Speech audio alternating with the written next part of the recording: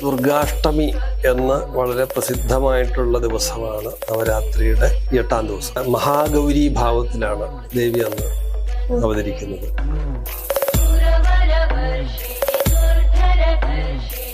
പൂജ വെക്കുക എന്ന് പറയുന്ന ചടങ്ങ് നടക്കുന്ന ദിവസമാണ് ഈ അഷ്ടമി എന്ന് പറയുന്നത്, ദുർഗാഷ്ടമി. മഹാഗൗരി എന്ന് പറയുന്നത് തന്നെ വെളുത്ത നിറത്തെ സൂചിപ്പിക്കുന്നത്, അറിവിനെ പ്രദാനം ചെയ്യുന്നവളായിട്ടാണ് മഹാഗൗരി ഭാവം ഉണ്ടാവുന്നത്. സരസ്വതിയുടെ മുഴുവൻ പൂർണ്ണതയിലേക്ക് എത്തുന്നതിന് തൊട്ട് മുമ്പുള്ള തുടക്കം ആണ് മഹാഗൗരി ഭാവം എന്ന് പറയുന്നത്. ലളിതാ സഹസ്രനാമം ജപിക്കാറുണ്ട്, അതേപോലെ സൗന്ദര്യ ലഹരി പാരായണം ചെയ്യാറുണ്ട്, പിന്നെ ഓരോ രാഗങ്ങളിൽ ദേവിയെ സ്തുതിക്കാറുണ്ട്. ഈ നവമി കഴിഞ്ഞ് ഈ 9 ദിവസത്തെ വ്രതങ്ങൾ പൂർത്തിയാവുന്നതോടുകൂടി ദശമിയിലേക്ക് നമുക്ക് എത്തുന്നു, വിജയത്തിലേക്ക് നമ്മൾ എത്തുന്നു. നമസ്കാരം സർ. നവരാത്രിയുടെ 8ാം ദിനം, ഈ ദിനത്തിന്റെ പ്രത്യേകതകളൊന്ന് പറഞ്ഞു തരാം. പൊതുവെ ദുർഗാഷ്ടമി എന്ന് വളരെ പ്രസിദ്ധമായിട്ടുള്ള ദിവസമാണ് നവരാത്രിയുടെ 8ാം ദിവസം. അതെ, അഷ്ടമി. അതെ, മഹാഗൗരി ഭാവത്തിലാണ് ദേവി അന്ന് അവതരിക്കുന്നത്. അന്നത്തെ വലിയൊരു പ്രത്യേകത എന്ന് പറഞ്ഞു കഴിഞ്ഞാല് നമ്മൾ അന്നാണ് പൂജ വെക്കുന്നത്. പൂജ വെപ്പ് എന്ന് പറഞ്ഞാൽ നമുക്ക് എല്ലാവർക്കും അറിയാലോ. വിദ്യാരംഭത്തിന് തൊട്ട് മുമ്പായിട്ട് വിദ്യ അഭ്യസിക്കുന്നവരങ്ങനെ ഉള്ള ആൾക്കാരാണെങ്കിലും അതിന് വിദ്യാഭ്യസിച്ച് കഴിഞ്ഞവരാണെങ്കിലും ഒക്കെ പൂജ വെക്കുക എന്ന് പറയുന്ന ചടങ്ങ് നടക്കുന്ന ദിവസമാണ് ഈ അഷ്ടമി എന്ന് പറയുന്നത്, ദുർഗാഷ്ടമി. അന്ന് ദേവി മഹാഗൗരി ഭാവത്തിൽ, മഹാഗൗരി എന്ന് പറയുന്നത് തന്നെ വെളുത്ത നിറത്തെ സൂചിപ്പിക്കുന്നതാണ്. മഹാഗൗരി, ഗൗരി നിറം, ഗൗരി വർണ്ണത്തെ സൂചിപ്പിക്കുന്നത്. മുമ്പേ സൂചിപ്പിച്ച പോലെ കാളരാത്രി എന്നൊക്കെ പറയുന്ന പോലെ സൂചിപ്പിക്കുന്ന പോലെ മഹാഗൗരി എന്ന് പറയുന്നത് ആ നിറത്തെ സൂചിപ്പിക്കുന്നതാണ്. അത് വെളുപ്പ് നിറമാണ്. വെളുപ്പ് എന്ന് പറഞ്ഞു കഴിഞ്ഞാൽ വലിയ വെളുപ്പ്. വലിയ വെളുപ്പ് എന്ന് പറഞ്ഞാൽ സാത്വികമായിട്ടുള്ള അംശത്തെ സൂചിപ്പിക്കുകയാണ്. നമ്മൾ സാത്വിക ഗുണങ്ങളുണ്ടല്ലോ, സത്വഗുണം, രജോ ഗുണം, തമോ ഗുണം എന്ന് പറയുന്നത് പോലെ മഹാഗൗരി എന്ന് പറയുന്നത് സത്വഗുണപ്രധാനിയാണ്. അപ്പൊ നമുക്കറിയാം, അവസാനത്തെ 3 ദിവസം സരസ്വതി സങ്കല്പത്തിലേക്ക് വരുമ്പോൾ അതിൻ്റെതായ സ്വഭാവങ്ങളോടുകൂടിയാണ് ദേവി അവതരിക്കുന്നത്. അപ്പൊ അതില് വിജ്ഞാനത്തെ, കൂടുതലും അറിവിനെ പ്രദാനം ചെയ്യുന്നവളായിട്ടാണ് മഹാഗൗരി ഭാവം ഉണ്ടാവുന്നത്. അതിൽ പ്രധാനമായിട്ട് പിന്നെ അഭയവരതങ്ങളോട് കൂടിയിട്ടും അതേപോലെ തൃശൂലവും ഡമരുവുമാണ് കയ്യിൽ പിടിച്ചിട്ടുള്ളത്. അഭയവരതം നമുക്ക് സ്വാഭാവികമായിട്ട് അറിയാലോ. അഭയവരതം എന്ന് പറഞ്ഞാൽ ഭക്തന്മാർക്ക് ഭയം മാറ്റുന്നതും ആവശ്യമുള്ളത് ചോദിച്ചാൽ ന്യായമായിട്ടുള്ള ഏത് ആവശ്യത്തെയും നടത്തി കൊടുക്കാൻ പ്രാപ്തിയുമായിട്ടുള്ള അനുഗ്രഹം കൊടുക്കുന്നവളുമായിട്ടാണ്. അതുകൊണ്ടാണ് അഭയവരത മുദ്രകൾ കാണിച്ചുകൊണ്ടിരിക്കുന്നത്, അതിന്റെ പ്രതീകങ്ങളാണ്. അതേപോലെ തൃശൂലം എന്ന് പറയുന്നത് 3 ഗുണങ്ങളെ കാണിക്കുന്നത്, സത്വഗുണം, രജോ ഗുണം, തമോ ഗുണം. ഇത് പ്രപഞ്ചത്തിൽ എല്ലാറ്റിലും ഉണ്ട്. ഇതിന്റെ വേരിയേഷൻ, ഏറ്റക്കുറച്ചിൽ കാരണമാണ് ഓരോരുത്തരുടെ സ്വഭാവം പോലും മാറുന്നത്. ചില വളരെ പെട്ടെന്ന് റിയാക്ട് ചെയ്യുന്ന ആൾക്കാരൊക്കെ രജോ ഗുണ പ്രധാനികളാണ്. ഉദാഹരണം പറയുകയാണെങ്കിൽ, വളരെ ശാന്തവും സൗമ്യമായിട്ട് പ്രതികരിക്കുന്ന ആൾക്കാരെ സംബന്ധിച്ചിട്ടുള്ള അവർ സാത്വിക ഗുണ പ്രധാനികളാണ്. പ്രത്യേകിച്ച് ഒരു ചലനമൊന്നും ഇല്ലാതിരിക്കുന്നവരുണ്ട്, തമോ ഗുണ പ്രധാനികളാണ് കൂടുതലും. ഒരു വളരെ തണുപ്പൻ മട്ടായിരിക്കും. അപ്പൊ ഇതിന് ഈ 3 ഗുണങ്ങളില്ലാതെ പ്രപഞ്ചമില്ല. അപ്പൊ ഈ 3 ഗുണങ്ങൾ എല്ലാ ജീവജാലങ്ങളിലും ഉണ്ട്.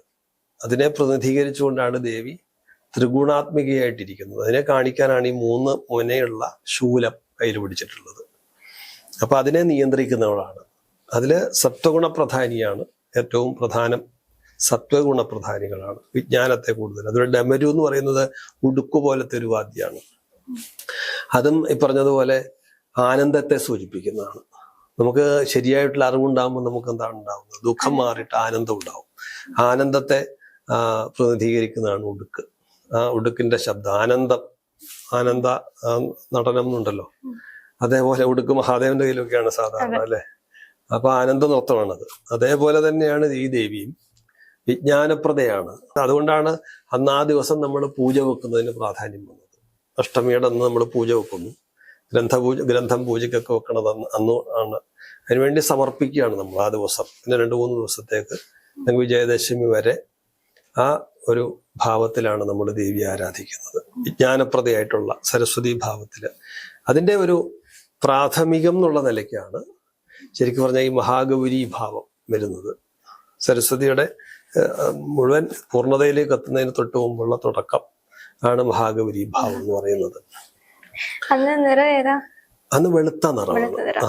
മഹാഗൗരി, ഗൗരി എന്ന് പറഞ്ഞാൽ മതി, പക്ഷെ മഹാഗൗരി എന്നാ പറഞ്ഞേക്കുന്നത്. വളരെ വെളുത്ത നിറം എന്ന് പറഞ്ഞാൽ തൂവെള്ള നിറത്തിലാണ് ദേവിയുടെ ഭാവം, അല്ലെങ്കിൽ ദേവിയുടെ നിറം എന്ന് പറഞ്ഞാൽ അതാണ്. നമുക്ക് സ്വാഭാവികമായിട്ട് നിറങ്ങളൊക്കെ നമ്മളെ സ്വാധീനിക്കാറുണ്ടല്ലോ. ദേവിയെ അന്ന് ആരാധിക്കുന്നതും പൂജിക്കുന്നതും വെളുത്ത പുഷ്പങ്ങളെ കൊണ്ട് പൂജിക്കുക, വെളുത്ത പട്ട് ധരിപ്പിക്കുക, അതൊക്കെ നമ്മൾ ചെയ്യാറുണ്ട് സാധാരണ, പൂജകളിൽ ചെയ്യാറുണ്ട് സാധാരണ. അപ്പൊ ഈ ദിവസം പറഞ്ഞ പോലെ അത്തരം ഇതിലെ കുട്ടികളെന്ന് വിചാരിക്കാനില്ല. നമ്മളിപ്പം വിദ്യാർത്ഥികളെന്ന് എപ്പോഴും വിചാരിക്കുന്നത് ചെറിയ വിദ്യാഭ്യാസം ചെയ്തുകൊണ്ടിരിക്കുന്ന കുട്ടികളെയാണെന്നുള്ള ഉദ്ദേശത്തിലാണ്. അങ്ങനെയല്ല, നമുക്ക് ഏത് വിദ്യയും, നമുക്കൊരു 35-40 വയസ്സുള്ള ആളാണെങ്കിലും പഠിക്കാൻ തുടങ്ങുന്ന ആൾ, ആ വിദ്യയെക്കുറിച്ച് അറിയാതിരിക്കുന്ന ഒരാളാണെങ്കിൽ ഒരു ബാലത്വം ഉണ്ടല്ലോ, ഒരു വിദ്യാർത്ഥി ഭാവമാണ്. വിദ്യാർത്ഥിക്കുന്നവനായിട്ട് അവളോ വിദ്യാർത്ഥിയായിട്ടോ വിദ്യാർത്ഥിയോ വിദ്യാർത്ഥിനിയായിട്ടോ ഒക്കെ മാറുകയാണ് നമ്മൾ. അത്തരം സ്വഭാവത്തോടുകൂടി, അത്തരം ആഗ്രഹത്തോടുകൂടി ഇരിക്കുന്നവർക്ക് ഈ മഹാഗൗരി ഭാവത്തെയാണ് കൂടുതൽ ആശ്രയിക്കാൻ പറ്റുന്നത്. അത് തന്നെ അഭയവരതവും കൂടിയുണ്ട്. 2 കാര്യങ്ങൾ അതിനകത്തുള്ളത്.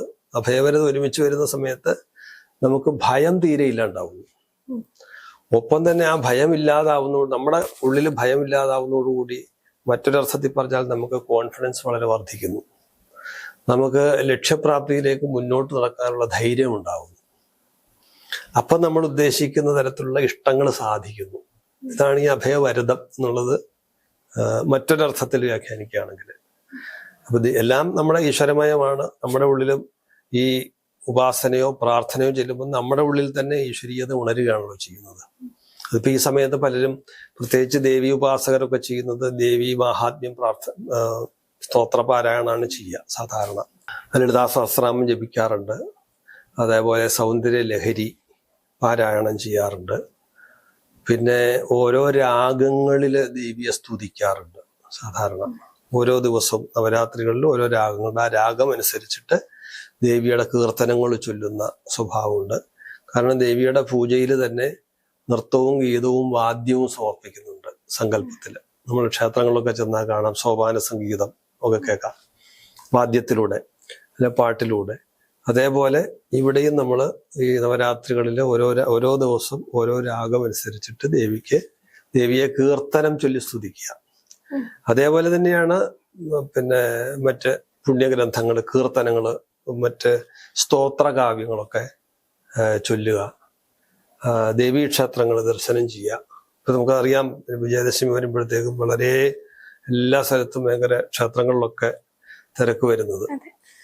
നമുക്ക് ശരിക്കും ഈ ഒരു ദിവസങ്ങള്, ഇപ്പൊ നവരാത്രി ആരംഭം മുതൽ ഇതൊരു വ്രതം പോലെ എടുത്ത് നമുക്ക് തുടങ്ങുന്ന പ്രഥമ, ദ്വിതീയ, തൃതീയ, ചതുർത്ഥി, പഞ്ചമി, ഷഷ്ടി, സപ്തമി, അഷ്ടമി, നവമി, അത് കഴിഞ്ഞ് ദശമി വരെ. ഈ നവമി കഴിഞ്ഞ് ഈ 9 ദിവസത്തെ വ്രതങ്ങൾ പൂർത്തിയാവുന്നതോടുകൂടി ദശമിയിലേക്ക് നമുക്ക് എത്തുന്നു, വിജയത്തിലേക്ക് നമ്മൾ എത്തുന്നു. അതെ, വിജയദശമി എത്തുന്നു. ദേവിയെ ഒരു പ്രതീകാത്മകമായിട്ട് കാണിച്ചിരുന്നത് അത് തന്നെയാണ്. മഹിഷാസുരനെ ജയിച്ച് വിജയത്തിലേക്ക് എത്തുന്ന ദിവസമായി മാറുന്നു. അപ്പൊ ഈ മഹാഗൗരി എന്ന ഭാവം നമുക്ക് വിജ്ഞാനത്തെ ഉണ്ടാക്കുന്നതിന്, അതിനാണ് പ്രാധാന്യം കൊടുക്കേണ്ടത്. ഏത് വിദ്യ ആയിക്കോട്ടെ, ഇപ്പൊ കലാപരമായിട്ടുള്ളതാവാം, അല്ലെങ്കിൽ നമുക്ക് മറ്റേ വിദ്യാർത്ഥികൾ പഠിച്ചുകൊണ്ടിരിക്കുന്ന വിദ്യകളാവാം, ഏതും ആയിക്കോട്ടെ. സംഗീതം ഒരു വിദ്യയാണ്, കലകളാണ്, ഏതും നമുക്ക് അനായാസം കൈകാര്യം ചെയ്യുന്നതിന് വേണ്ടിയിട്ട് ഈ ദേവിയെ ആശ്രയിക്കുന്നത് ഏറ്റവും ഉത്തമമായിരിക്കും. നന്ദി സർ. നമസ്കാരം.